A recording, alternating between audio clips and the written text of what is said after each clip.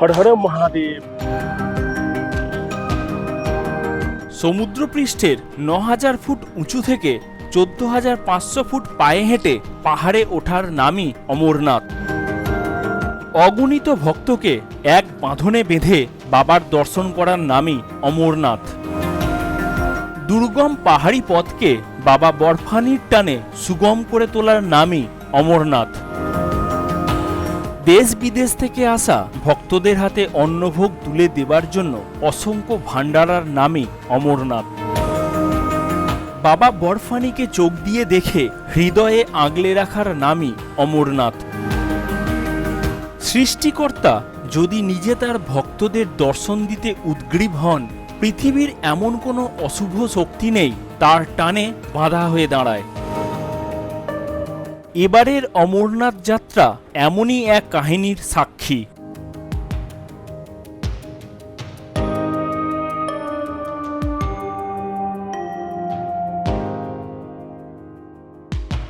Good morning.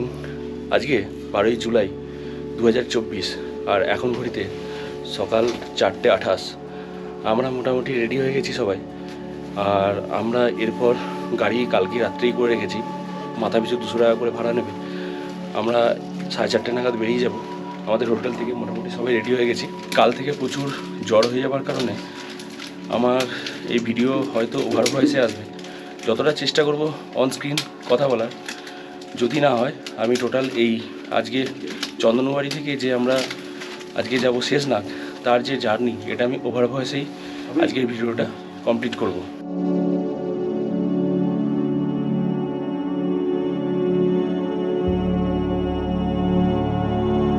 এখন বাজছে 6:15 আর আমরা এইমাত্র গাড়িতে চাপলাম। আমরা কালকে যে গাড়িটা বুক করেছিলাম সেই গাড়িটা আমাদের 4:30টার সময় টাইম দিয়েছিল, কিন্তু গাড়িটা এসে পৌঁছায়নি। আর আমরা প্রায় 1.5 ঘন্টার মতো এই রাস্তায় দাঁড়িয়ে থাকার পর এই গাড়িটা পেয়েছি। আমরা সকাল 4:30 থেকে এই গাড়িটাকে ফোন করে যাচ্ছি, কন্টিনিউ ফোন করে যাচ্ছি। কিছুক্ষণ রিং হওয়ার পর ফোনটা সুইচ অফ করে দিয়েছে ড্রাইভার। এখানকার সব মানুষই এরকম, গাড়ি বুক করা হয়ে গেছে, কথা বলা হয়ে গেছে, তারপরেও আমাদেরকে এইভাবে আটকে রেখে দিল, এরকম ফাঁসিয়ে দিল।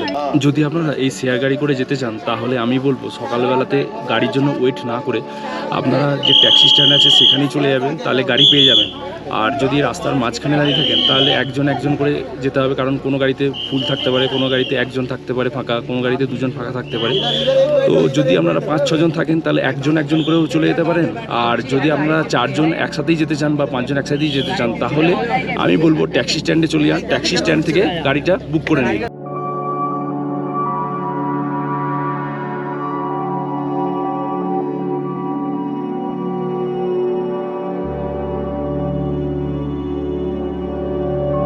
এখন সকাল 7:05 আর আমরা এই চন্দনবাড়ি চেকপোস্টে এসে পৌঁছেছি। এই অনন্তনাগ জেলায় অনন্তনাগ শহর থেকে প্রায় 45 কিলোমিটার দূরে লিডার নদীর তীরে অবস্থিত পেহেলগাম।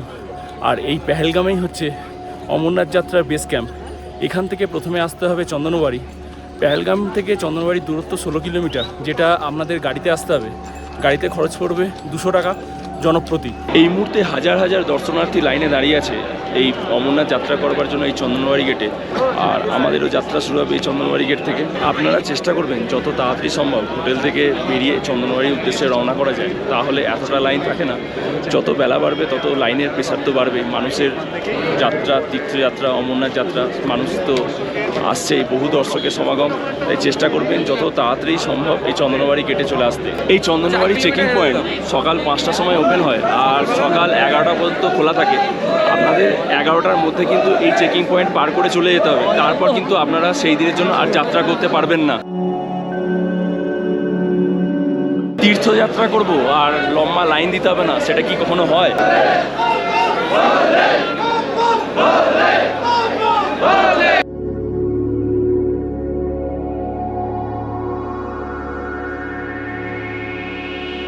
এখন বাজছে 7:35 আর আমরা চন্দনবাড়ির গেট পাস করে আমরা একটা লঙ্গরখানায় এসেছি। সকালে একটু চা আর একটু বিস্কুট নিয়ে নিলাম। সকালে চায়ের সাথে সাথে আমরা সকালের ব্রেকফাস্টটাও এখানে নিয়ে নিয়েছি। ব্রেকফাস্টে নিয়েছি পোহা, একটা স্যালাড দিয়েছে আর এখানে একটা ধোকা দিয়েছে, ইডলিও দিয়েছে। এই টোটালটা আমরা নিয়েছি আজকে সকালে ব্রেকফাস্টের জন্য। এখানে সকালে ব্রেকফাস্টের পাশাপাশি আমরা একটু কেশরওয়ালা দুধও নিয়ে নিয়েছি। এই দুধটা আমাদের বেশ এনার্জি দেবে। এখন সকাল 8:05 আর আমরা চন্দনবাড়ি চেকপোস্ট পেরিয়ে আমরা অমরনাথ যাত্রার জন্য যাত্রা শুরু করলাম। এখানে সকালে ব্রেকফাস্ট করবার জন্য চারিদিকে প্রচুর লঙ্গরখানা আছে। আপনি যার কাছ থেকে নেবেন না তারই রাগ হবে, এত লঙ্গরখানা। তো যেখানে হোক সকালের ব্রেকফাস্টটা করে নিয়ে আপনারা কিন্তু সকাল সকাল যাত্রাটা শুরু করে দেবেন অমরনাথের পথে। আমাদের প্রথম আজকে হল্ট হচ্ছে শেষনাগ। এই চন্দনবাড়ির গেট থেকে শেষনাগ পর্যন্ত কম বেশি দূরত্ব 14 কিলোমিটারের মতো। আর আমরা 9,200 ফুট থেকে উঠবো 11,750 ফুট পর্যন্ত। এখান থেকে আমরা একটা লাঠিও নিয়ে নিলাম, আর এই লাঠিটা আমাদের খরচ পড়লো 20 টাকা। হাঁটার জন্য কিন্তু এটা খুব প্রয়োজনীয়। যদি আপনারা ঘোড়া করতে চান তাহলে এই ক্ষেত্রে আমার পেছনে যে কাউন্টারটা, সেখান থেকে কিন্তু আপনারা ঘোড়া বুক করে নিতে পারেন। আজ আমাদের এই শেষনাগ পর্যন্ত যাত্রায় আমাদের প্রথম পয়েন্ট থাকবে পিসুটপ। এই পিসুটপের উচ্চতা 11,500 ফুট। এই চন্দনবাড়ি উচ্চতা 9,200 ফুট। এই 9,200 ফুট থেকে 11,500 ফুট উঠতে আমাদের পথ অতিক্রম করতে হবে প্রায় 3 কিলোমিটার। আজকের এই যে জার্নি, এই জার্নিতে প্রথম আমাদের এই যে যাত্রা পয়েন্ট অর্থাৎ এই চন্দনবাড়ি থেকে পিসুটপ, এটা অতিক্রম করে গেলেই মোটামুটি আজকে আর সেরকম চড়াই বা উতরাই নেই। যদি আপনারা এই চন্দনবাড়ি থেকে পবিত্র গুহা পর্যন্ত ঘোড়া করতে চান তাহলে সেক্ষেত্রে আপনাদের খরচ হবে 4,500 টাকা। আর যদি চন্দনবাড়ি থেকে শুধু পিসুটপ পর্যন্ত যেতে চান তাহলে সেই ক্ষেত্রে ঘোড়ার ভাড়া পড়বে 1,000 টাকা। যখন ঘোড়া করবেন একটা জিনিস অবশ্যই মনে রাখবেন, ঘোড়া চালকদের যে RFID কার্ডটা আছে সেই কার্ডটা কিন্তু অবশ্যই আপনারা কালেক্ট করে রাখবেন। নয়তো যদি আপনারা কালেক্ট না করে থাকেন বা ওই RFID কার্ডটা ঘোড়া চালকদের কাছেই থাকে তাহলে আপনাদের মাঝপথে নামিয়ে দেবে বা বিভিন্ন রকম সমস্যা হতে পারে। যতক্ষণ ওনাদের RFID কার্ডটা আপনার কাছে আছে ততক্ষণ পর্যন্ত কিন্তু আপনি সেফ।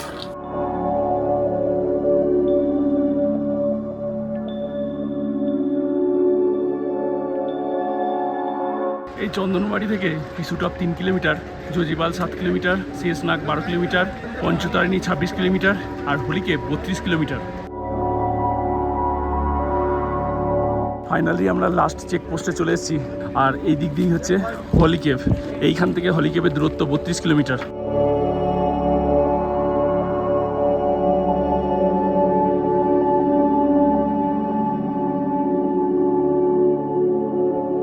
এই লাস্ট চেকপোস্ট অতিক্রম করে এবার আমরা চলতে শুরু করলাম হলিকেভের উদ্দেশ্যে।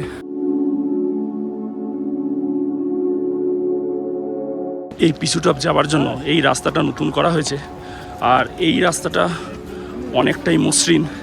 এখানে পাথর বসিয়ে বসিয়ে এই রাস্তাটা তৈরি করা হয়েছে। আর এই যে রাস্তাটা, এই রাস্তাটা দিয়ে কিন্তু ঘোড়া পিট্টু যাচ্ছে। এটা কিন্তু পিসুটপ যাওয়ার পুরনো রাস্তা।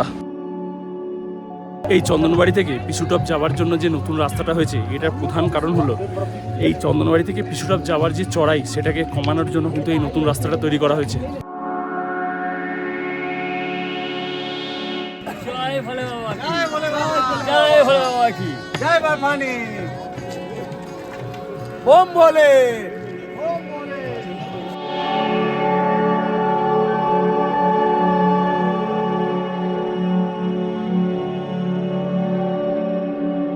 আমরা এখানে একটা জলের বোতল নিয়ে নিয়েছি, আর এই জলের বোতলটার দাম নিয়েছে 30 টাকা। এই রাস্তায় হাঁটার সময় আপনাকে সবসময় কিন্তু হাইড্রেট থাকতে হবে, আর এই হাইড্রেট থাকার জন্য কিন্তু আপনাকে সবসময় কিন্তু জল খেতেই হবে। এখন আপনারা যে রাস্তাটা দেখতে পাচ্ছেন এটি নতুন তৈরি হয়েছে। আর আমার সামনে যে জিগজ্যাগ রাস্তাটি দেখা যাচ্ছে, এই জিগজ্যাগ রাস্তাটা দিয়ে বর্তমানে ঘোড়া যাতায়াত করছে। এটাই ছিল পুরনো রাস্তা। দেখুন জুম করে দিয়েছি, এই রাস্তাটা ছিল পুরনো রাস্তা। এটা দিয়েই আগে এতদিন যাতায়াত হয়েছে। এবছর এই রাস্তাটি ব্যবহার করা হয়েছে শুধুমাত্র মানুষের জন্য, হেঁটে যাওয়ার জন্য। দর্শনার্থীরা যাতে খুব ভালোভাবে দর্শন করতে পারেন, কষ্ট কম হয় যাতে, সেই ব্যবস্থা এবছর করা হয়েছে।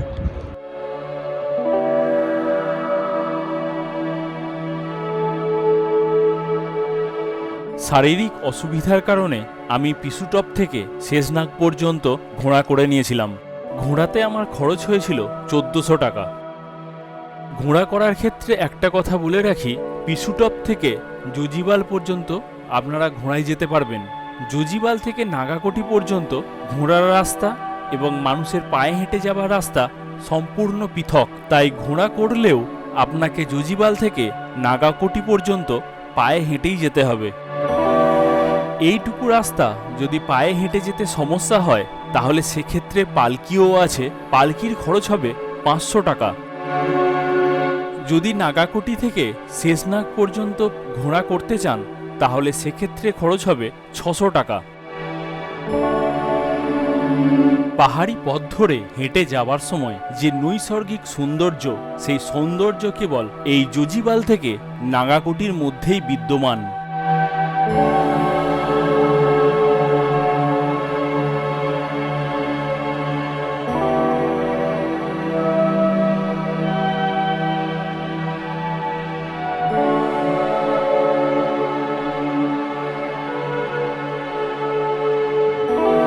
প্রায় 3 ঘন্টা পাহাড়ি সৌন্দর্য উপভোগ করার পর আমরা এসে পৌঁছালাম শেষনাগে। পৌরাণিক কাহিনী অনুযায়ী ভগবান মহাদেব পবিত্র গুহায় যাবার সময় তাঁর শরীরে বিচরণ করা সর্পদেবতাকে এখানেই রেখে গিয়েছিলেন। আজকের রাত্রিবাস এখানেই।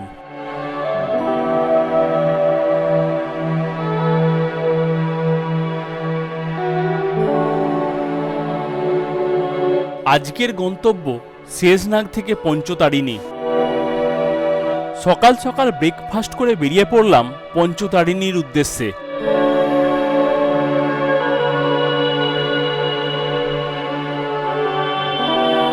আজ প্রায় 14 কিলোমিটার পথ অতিক্রম করতে হবে।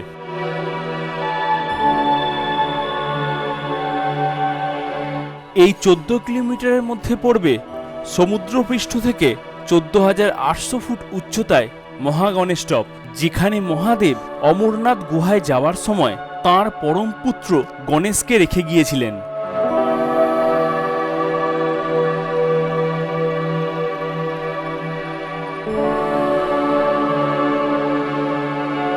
এছাড়া এই রাস্তায় 13,500 ফুট উচ্চতায় রয়েছে পোষপাত্রী, যেখানে আছে মহাভোগ ভান্ডারা। এই ভান্ডারাতে রয়েছে 56 রকমের রকমারি খাবার।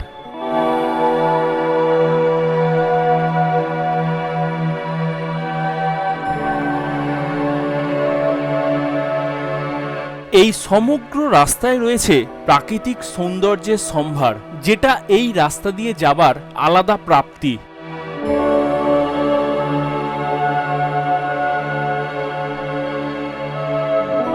দ্বিতীয় দিনেও শারীরিক অসুস্থতার কারণে আমি শেষনাগ থেকে পঞ্চতারিণী ঘোড়া করে নিয়েছিলাম। ঘোড়াতে খরচ পড়েছিল 2250 টাকা জনপ্রতি।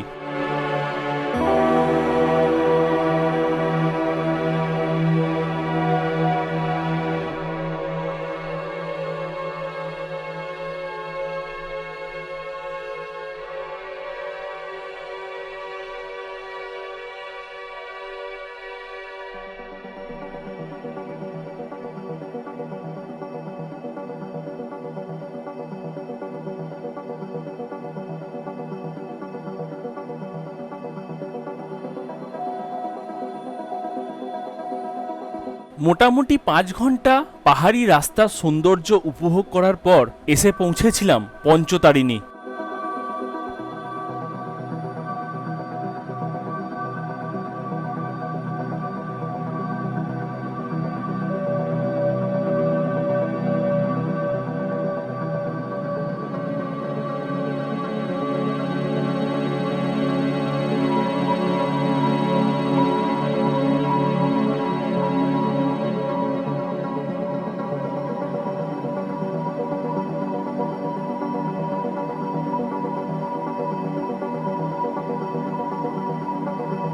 আজকের রাত্রিবাস চারিদিকে পাহাড় পরিবেষ্টিত এই পঞ্চতারিণীতে।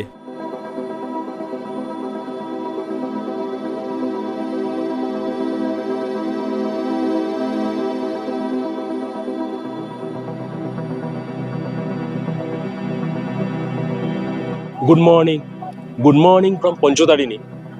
আজকে 14ই জুলাই 2024। আজকে আমরা এই পঞ্চতারিণী থেকে যাব হোলি কেভ। আজকেই আমাদের অমরনাথজির দর্শন। আমরা গতকালই এই পঞ্চতারিণীতে এসে পৌঁছেছি, আর কালকে সারাদিন রেস্ট নেওয়ার পর আজকে সকাল সকাল বেরোবো অমরনাথজির দর্শনের জন্য।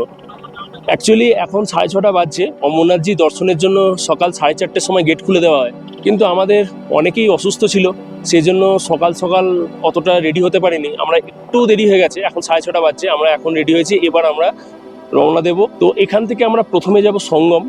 এখান থেকে সঙ্গমের দূরত্ব 3 কিলোমিটার, আর সঙ্গম থেকে হলিকেবের দূরত্ব 3 কিলোমিটার। অর্থাৎ আমরা এই পঞ্চতারিণী থেকে এই হলিকেব পর্যন্ত যাব। টোটাল এখন 6 কিলোমিটার ডিস্টেন্স কভার করব।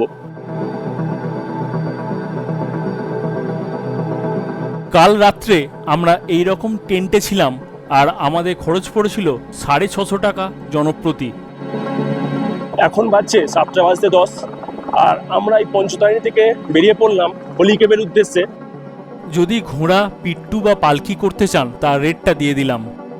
এখন সকাল 7টা, আর আমরা 1 কাপ চা নিয়ে নিয়েছি আর 2টো বিস্কুট নিয়ে নিয়েছি। এইটা আমরা খেয়ে এবার এগোবো পবিত্র গুহার দিকে।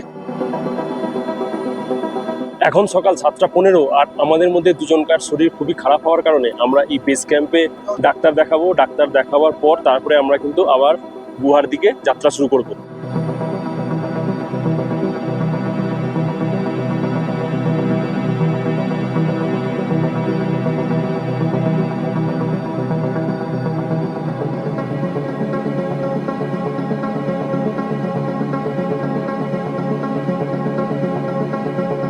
এই পঞ্চতারিণী কথার অর্থ হলো 5টা নদীর মিলনস্থল। ভগবান মহাদেব যখন পার্বতী মাতাকে অমর কথা শোনাবার জন্য পবিত্র গুহায় নিয়ে যাচ্ছিলেন, তখন তার জটা থেকে উৎপত্তি নদীগুলিকে এখানে ছেড়ে দিয়ে গেছিলেন। সেই জন্য এই জায়গাটার নাম পঞ্চতারিণী। এই পবিত্র গুহা যাওয়ার পথে এই দুধারে এখনো কিন্তু বরফের চাঁই রয়েছে। প্রায় এই দিকেরটা প্রায় 10 ফুট, এই দিকেরটা প্রায় 15 ফুট উঁচু। এই পঞ্চতারিণীতে আরেকটা পৌরাণিক কাহিনী বিদ্যমান। যখন ভগবান শিব পার্বতী মাতাকে অমরনাথ গুহায় নিয়ে যাচ্ছিলেন, তখন তিনি বায়ু, মৃত্তিকা, অগ্নি আর জলকে এই পঞ্চতারিণীতে রেখে গিয়েছিলেন।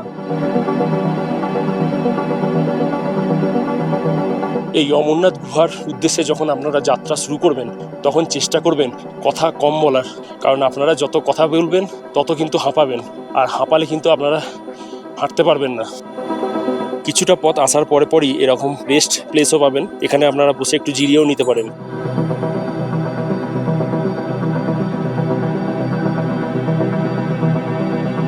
কিছুটা পথ আসার পরপরই এরকম মেডিকেল ক্যাম্পও আছে আর্মির তরফ থেকে।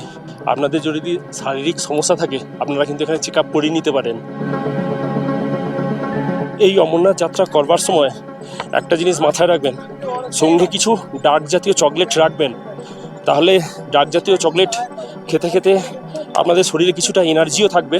শুধু অমরনাথ যাত্রা করবার জন্যই নয়, যে কোনো ট্রেক করবার জন্য কিন্তু সাথে ডার্ক জাতীয় কিছু চকলেট রাখবেনই রাখবেন। এই অমরনাথের রাস্তায় অক্সিজেনের কিন্তু তেমন সমস্যা নেই, শুধু একটু একটু চড়াই আছে।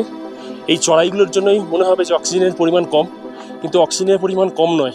যদি আপনারা পেহেলগাম দিয়ে অমরনাথ গুহা যেতে চান, তাহলে 3-4টে চড়াই আছে। একটা হচ্ছে চন্দনবাড়ি চেকপোস্ট থেকে পিছুটপ, দ্বিতীয় হচ্ছে নাগাকোটি থেকে শেষনাগ, তৃতীয় হচ্ছে শেষনাগ থেকে মহাগণেশ টপ, আর চতুর্থ হচ্ছে পঞ্চতারিণী থেকে সঙ্গম টপ। এই 4টেই একটু চড়াই আছে।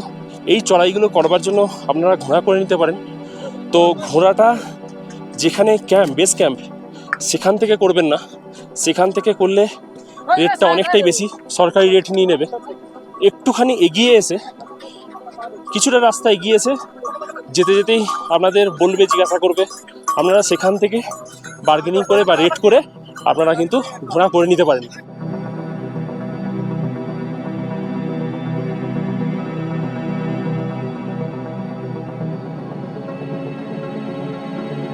এই সেই বহু প্রতীক্ষিত অমরনাথ গুহা।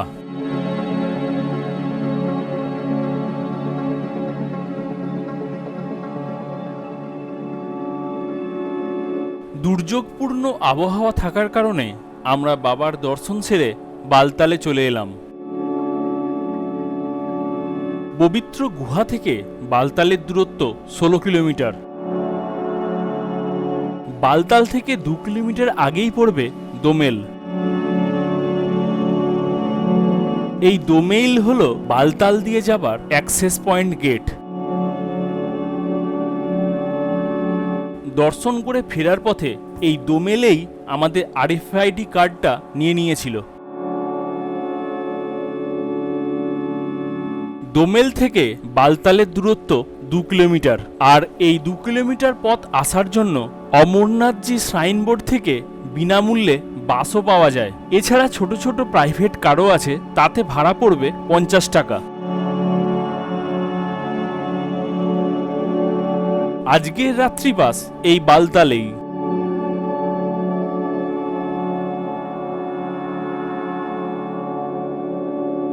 আমাদের মধ্যে শঙ্কর কাকুর শরীর খুব খারাপ হওয়ার কারণে বালতাল বেস ক্যাম্প থেকেই আমাদের অ্যাম্বুলেন্স করে দেওয়া হয়েছিল শ্রীনগর চলে যাবার জন্য।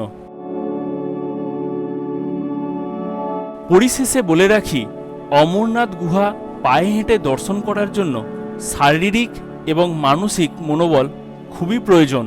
তাই অমরনাথ যাবার আগে শরীরচর্চা অবশ্যই প্রয়োজন, নচেত আমাদের মতো পরিস্থিতি হওয়া সম্ভব।